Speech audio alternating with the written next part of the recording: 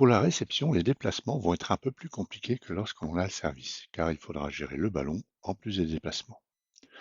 Dans un premier temps, les points généraux à retenir. La réception se fait à 3, avec systématiquement les deux réceptionneurs 4 et le central arrière. Cela signifie que le réceptionneur 4 qui est sur la ligne avant devra descendre en réception.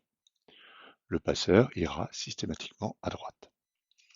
Dans le cas d'un jeu avec un libéro, c'est le libéro qui prendra la place du central arrière.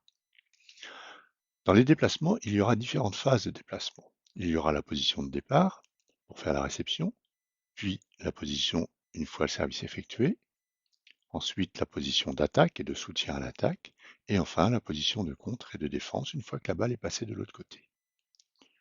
Lorsque le passeur est en position arrière, il doit prendre la passe, mais il doit reprendre une place en défense ensuite, car un joueur arrière n'a pas le droit de contrer. Le pointu, par contre, lui, doit être au bloc. Les deux positions, lorsque le passeur est en 4 et en poste 5, sont plus compliquées à gérer car le passeur a un long déplacement à effectuer. Et, encore plus dans ces situations, les réceptions devront être hautes pour laisser le temps au passeur de venir à sa place. Pour ces deux cas particuliers, nous verrons également des alternatives où le pointu prendra la place si la réception, c'est le cas de le dire, n'est pas à la hauteur. Excepté un cas particulier, passeur en 1, la position cible, dans tous les cas, sera toujours la même et identique au mode équipe au service.